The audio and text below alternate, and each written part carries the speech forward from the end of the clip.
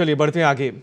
Air strike के 24 घंटे के बाद अब राजस्थान सीमा पर इंटेलिजेंस वॉरफेयर शुरू हो गया है। राजस्थान से सटी करीब 1037 किलोमीटर लंबी भारत पाक अंतर्राष्ट्रीय बॉर्डर पर सीमा सुरक्षा बल पूरी तरह से हाई अलर्ट मोड पर है। कैसे सीमाओं को सुरक्षित किया गया है, कैसे देश को महफूज करती है हमारी सैन्य शक्ति, आइए आपको दिखाते हैं पत्रिका टीवी की इस स्पेशल रिपोर्ट में।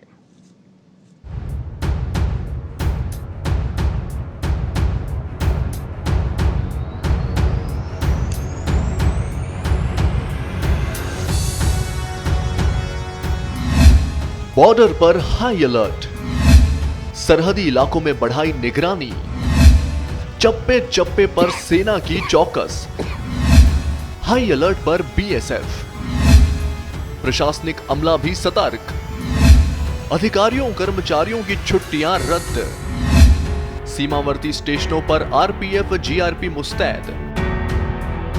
भारत पाकिस्तान के बीच तनाव के दौरान सीमावर्ती बाड़मेर जैसलमेर जिले में प्रशासनिक अमला हाई अलर्ट पर आ गया है। अधिकारियों कर्मचारियों के अवकाश रद्द करने के साथ मुख्यालय पर रहने के आदेश जारी किए गए हैं। समस्त नागरिक सुविधाओं यथा बिजली पानी चिकित्सा को हाई अलर्ट पर ले लिया गया है।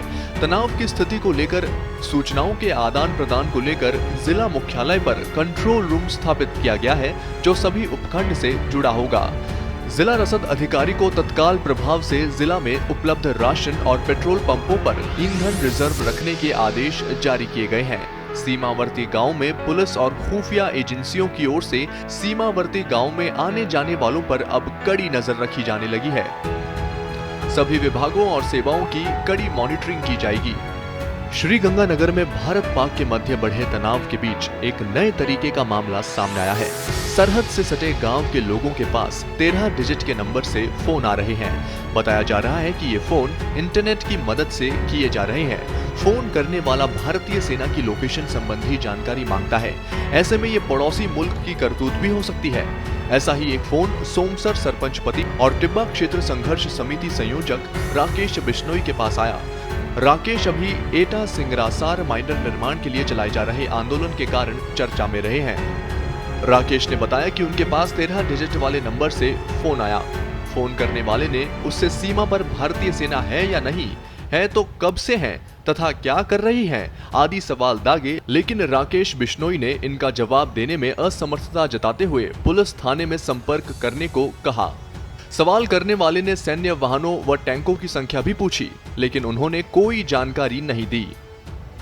फोन 3444172258 नंबर से आया और 2 मिनट 24 सेकंड तक बातचीत हुई, लेकिन बिश्नोई ने उसको कोई जवाब नहीं दिया। बिश्नोई ने कहा कि इस तरह का फोन किसी के पास आ सकता है, इसलिए सेना से जुड़ी किसी भी तरह की जानकारी शेयर नहीं करें।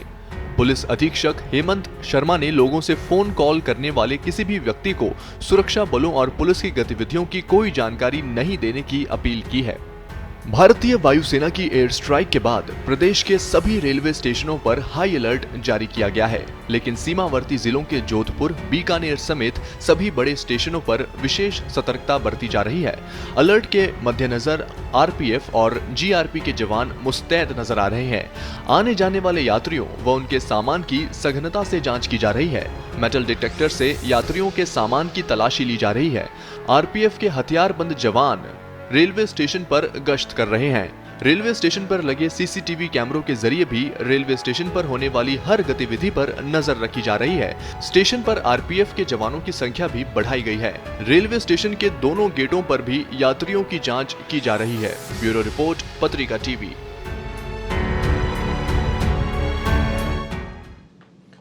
तो आपने देखा इस स्पेशल रिपोर्ट में किस तरह से तनाव की स्थिति के बीच में चौकसी बढ़ा दी गई है, खासतौर से राजस्थान के जो सरहदी इलाके हैं वहां पर। और इस रिपोर्ट में हमने दिखाया कि किस तरह से चेकिंग अभियान जोरों पर है रेलवे स्टेशन और सार्वजनिक जगहों पर, जिस तरह से मेटल डिटेक्टर्स और अन्य ज़रूरी जो यहां पर सिक्योरिटी रखी गई है। और फिलहाल अपडेट ले लेते हैं जैसलमेर में क्या कुछ चल रहा है। जैसलमेर से पत्रिका टीवी संवाददाता फिलहाल जुड़े हुए हैं।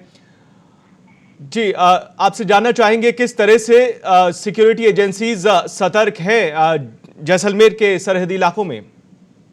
जी, निश्चित तौर पर सरहदी जैसलमेर जिले में तनाव नजर आने लगा है और जहां जैसलमेर एयरपोर्ट से उड़ानें रद्द कर दी गई है, वहीं यहां सरकारी कर्मचारियों की छुट्टियां भी रद्द कर दी गई है।